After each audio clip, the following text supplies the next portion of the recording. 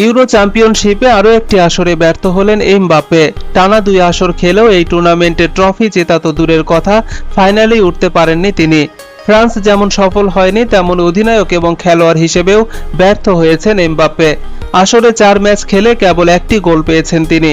ইউরোর 2 আসর মিলিয়ে 8 ম্যাচে এমবাপ্পের গোল ওই একটিই, সেটিও এমবাপ্পে করেছিলেন গ্রুপ পর্বের ম্যাচে পেনাল্টি থেকে।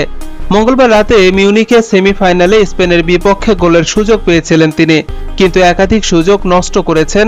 তার দলও এগিয়ে থেকে স্পেনের কাছে 2-1 গোলে হেরে গেছে। তবে ফ্রান্সের একমাত্র গোলের উৎস ছিলেন এমবাপ্পে, তাই দলের বিদায়ে সেটি আড়াল হয়ে গেছে।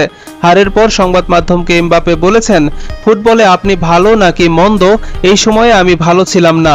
ইউরোতে আমি ব্যর্থ হয়েছি, আমি এই ট্রফিটা জিততে চেয়েছিলাম। আমাকে এখন ছুটিতে যেতে হচ্ছে, আমাকে ভালোভাবে বিশ্রাম নিতে হবে, এটা আমার জন্য অনেক ভালো হবে। বড় একটা ধকল গেছে এমবাপ্পের ওপর। গত মৌসুমে প্যারিস সেন্ট জার্মেইর অর্থাৎ পিএসজির হয়ে অনেক ম্যাচ খেলেছেন তিনি। আগামী মৌসুম তাকে শুরু করতে হচ্ছে স্বপ্নের ক্লাব রিয়াল মাদ্রিদের জার্সিতে। এই অভিযানের আগে নিজেকে প্রস্তুত করতে চান এমবাপ্পে। ভালোভাবে বিশ্রামের পর আমাকে রিয়াল মাদ্রিদের নতুন একটা জীবনের জন্য প্রস্তুত হতে হবে। ওখানে অনেক কাজ আছে, অনেক কিছু করতে হবে।